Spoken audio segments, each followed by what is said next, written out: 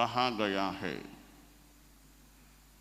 तण रुखम न छिंदिज्जा फलं मूलं वकस्सई।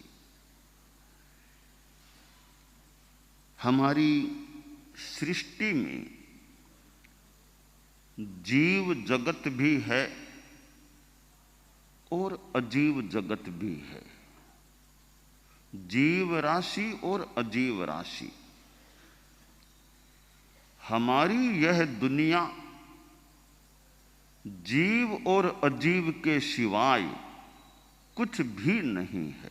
जो कुछ भी इस दुनिया में है या तो जीव हैं या अजीव हैं। प्राणी जीवन जीते हैं, मनुष्य भी प्राणी हैं और भी प्राणी हैं दुनिया में। प्राणियों को जीवन जीने में जीवों का भी सहयोग मिलता है और अजीवों का भी सहयोग मिलता है। चलना है, गतिक्रिया करना है तो धर्मास्तिकाय का सहयोग अपेक्षित होता है। स्थिर रहना है तो अधर्मास्तिकाय का सहयोग अपेक्षित होता है। बैठना है, सोना है, खड़ा रहना है, कहीं रहना है तो आकाश का हमें सहयोग अवगाहन के रूप में चाहिए। काल व्यतीत होता है और काल का भी हमें सहयोग मिलता है कि समय है तो आदमी कार्य कर सकता है। कोई यह कह दे कि इतने काम करने हैं पर समय तुम्हें नहीं दिया जाएगा कार्य करने के लिए, तो कैसे कार्य होगा। तो काल भी हमारा सहयोगी है कि काल है, हमारे कार्य हो रहे हैं, काल में हम कार्य करते हैं। और व्यावहारिक रूप में काल का प्रतीक यह घड़ी है। घड़ी से भी कितना सहयोग मिलता है कि समय सारिणी को व्यवस्थित चलाना है तो घड़ी के अनुसार चलते रहो, कब क्या काम करना है। अगर समय को बताने वाला यंत्र भले घड़ी का माध्यम हो, प्राचीन काल में और कोई माध्यम से कर लेते। प्राचीन काल में सामायिक करते, घड़ी नहीं रखते, मिट्टी के द्वारा किसी तरीके से अपना सामायिक का कालमान जानने का प्रयास होता। हमारे साधु समुदाय में कि वो प्रहर आ गई क्या और क्या संभवतः इन संदर्भों में कोई सूर्य के आधार पर और पर रात्रि में भी कोई अनुमान आधार पर जानते कितनी रात बची है, कितना समय। तो किसी माध्यम से समय का ज्ञान किया जाता है और उसके अनुसार फिर हमारी चर्या भी चलती है। ट्रेन को कितने बजे पहुंचना है तो समय निर्धारित है, तो यात्री लोग भी उस हिसाब से स्टेशन पर पहुंच जाते हैं कि इतने बजे ट्रेन छूटने वाली है। तो यूं समय और समय ज्ञापक यंत्र का भी हमारी जीवनचर्या के साथ एक सहयोग का क्रम रहता है। पुद्गल का कितना उपयोग होता है खाने में, पीने में, कपड़े ओढ़ने में, बैठने में और में, चलने में। रोड है पुद्गल की बनी हुई तो चलने में वाहनों के भी, प्राणियों, मनुष्यों के भी कितनी सुविधा हो जाती है। तो पुद्गल का भी सहयोग है और जीव का भी सहयोग है। हम जीवन जीते हैं तो दूसरे जीवों का भी हमें सहयोग मिलता है। प्रश्न होता है कि 6 द्रव्य हैं, उनमें धर्मास्तिकाय अन्य द्रव्यों को सहयोग देता है। अधर्मास्तिकाय भी अन्य द्रव्यों को सहयोग देता है। आकाशास्तिकाय, पुद्गलास्तिकाय अन्य द्रव्यों को सहयोग देते हैं। तो जीव अन्य द्रव्यों को सहयोग देता है, क्या करता है? क्या जीव धर्मास्तिकाय को सहयोग देता है? क्या जीव अधर्मास्तिकाय आदि को सहयोग देता है? जीव तो उनको मानो सहयोग देने का मौका व्यावहारिक रूप में दे रहा है कि भी हम चलते हैं, धर्मास्तिकाय को एक सहयोग देने का मौका दे रहा है। खुद क्या सहयोग दूसरों को देता है? तो बताया गया कि जीव दूसरों को सहयोग नहीं देते। जीवास्तिकाय है वह धर्मास्तिकाय, अधर्मास्तिकाय, आकाशास्तिकाय, काल, पुद्गलास्तिकाय इनको सहयोग नहीं देते। तो किसी को सहयोग देते हैं या नहीं? उमा स्वाति का थोड़ा प्रसिद्ध सूत्र है तत्वार्थाधिगम सूत्र का कि जीव भी सहयोग देते तो हैं। किनको देते हैं? तो कहा गया परस्परोपग्रहो जीवानाम। परस्परोपग्रहो जीवानाम, आपने कहीं पढ़ा हो परस्परोपग्रहो जीवानाम। जीवों का परस्पर उपस्तंभ, अवलंबन, उपकार होता है।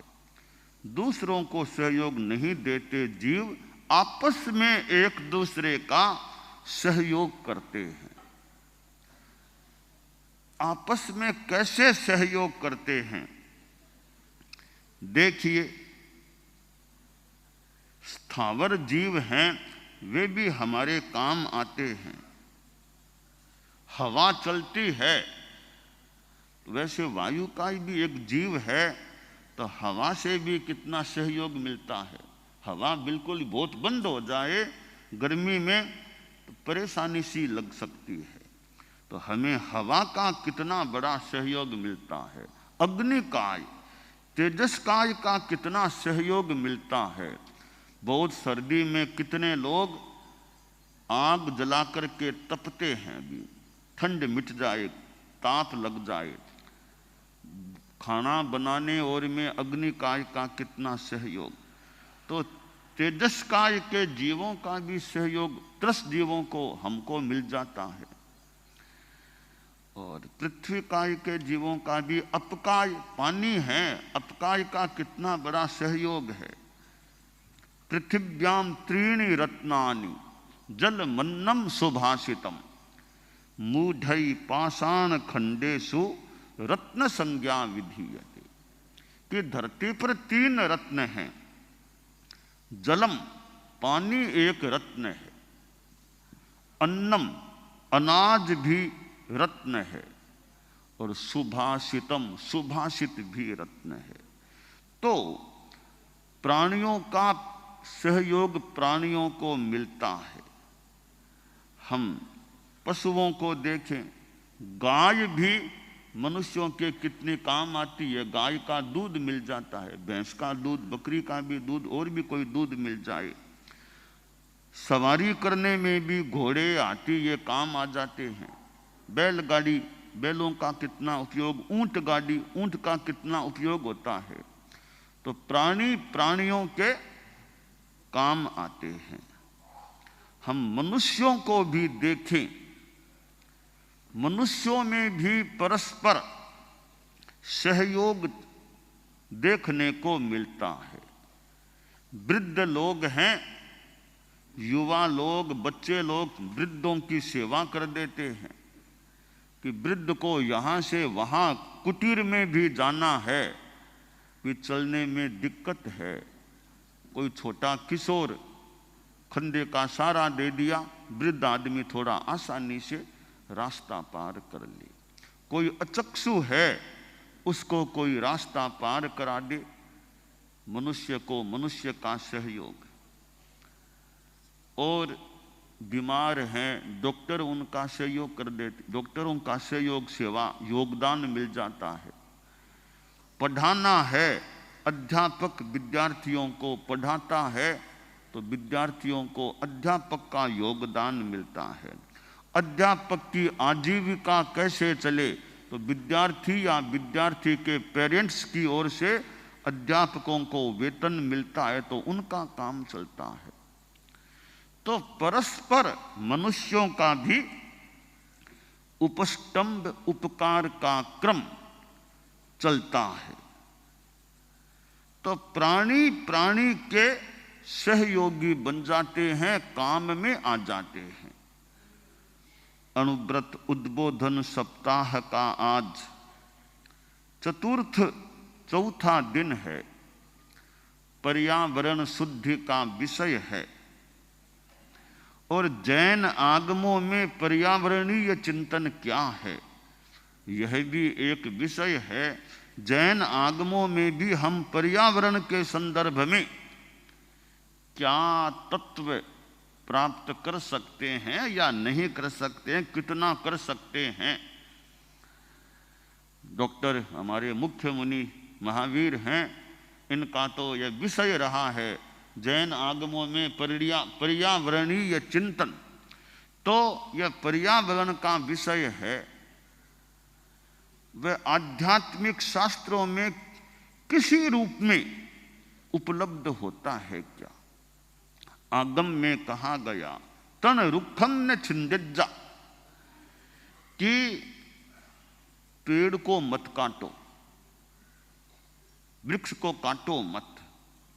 भले बात अहिंसा के संदर्भ में हम उस दृष्टिकोण से लें तो पर्यावरण के संदर्भ में यह जैन आगम की बात हो सकती है।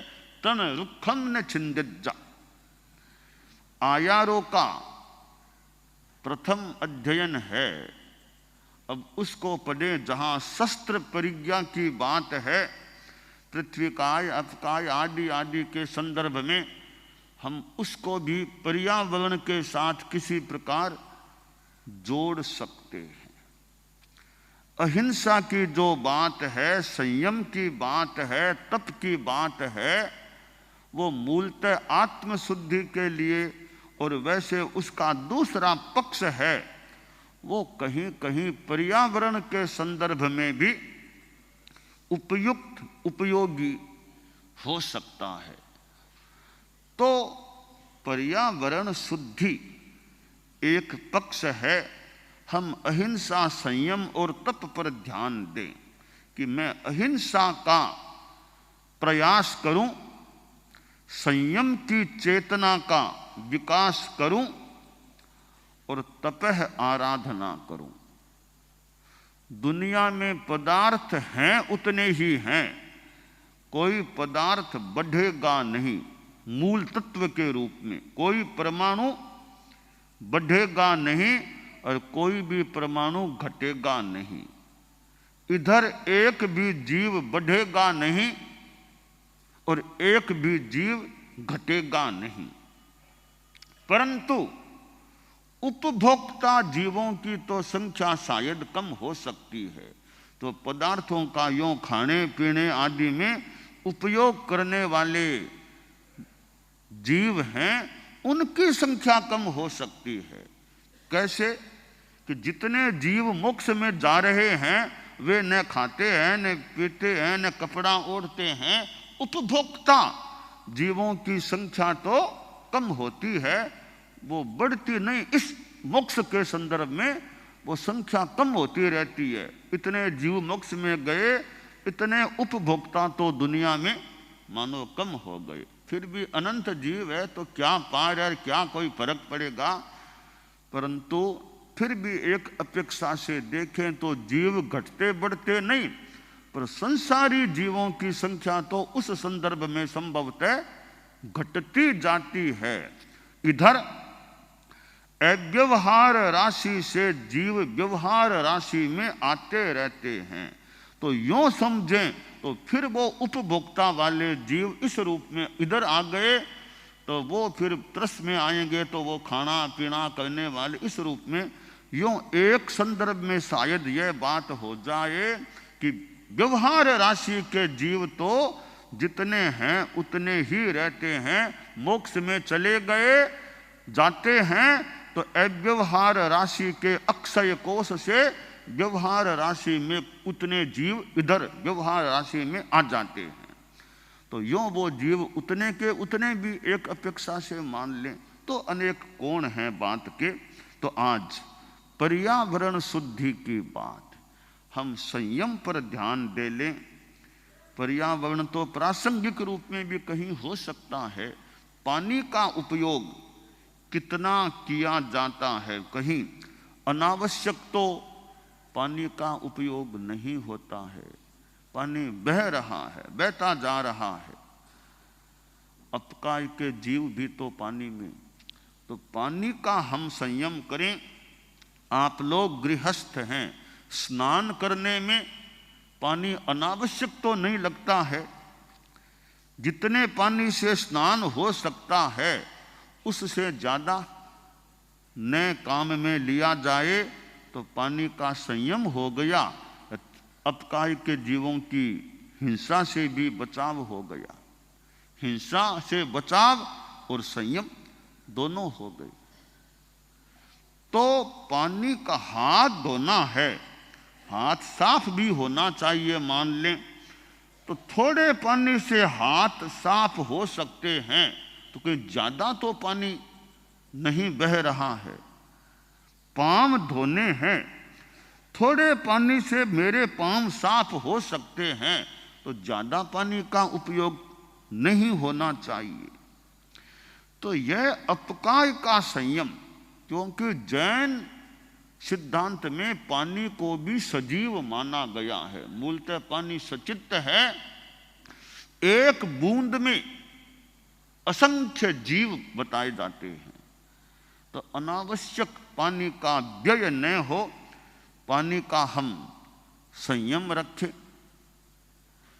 अब ये पंखे आदि मान लो आपके कुटीरों में और में हैं, कहीं अनावश्यक चलते न रह जाएं। आप तो यहाँ आ गए, कहीं अनावश्यक पंखे चलते न रह जाएं, वो वायुकाय की बात भी है, साथ में संयम की बात भी मान ले। इसी प्रकार हम देखें वनस्पति जगत है, शास्त्र में वनस्पति की और मनुष्य की तुलना की गई है। आयारों में अनेक बातों के संदर्भ में वनस्पति और मनुष्य की तुलना की बात आश्रय है।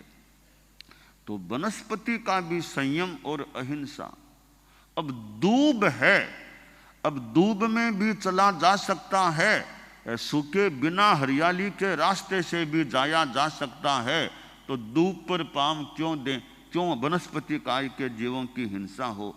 दूब के अंदर छोटे छोटे त्रस्त प्राणी हो तो उनकी भी कोई हिंसा हो सकती है। तो थोड़ा सा ध्यान दिया और जीवों की हिंसा से बचाव हो गया। तो अनुव्रत उद्बोधन सप्ताह के अंतर्गत आज यह चौथा दिन पर्यावरण शुद्धि दिवस है।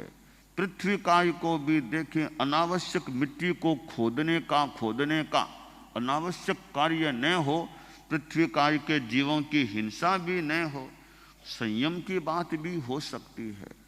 तो ये पृथ्वी काय, अपकाय, तेजस काय, वायु काय, वनस्पति काय, ये 5 चीजें हैं जिनको भूत रूप में भी, यानी पृथ्वी, जल, अग्नि, वायु भूत रूप में भी हैं, ये भौतिक भूत हैं।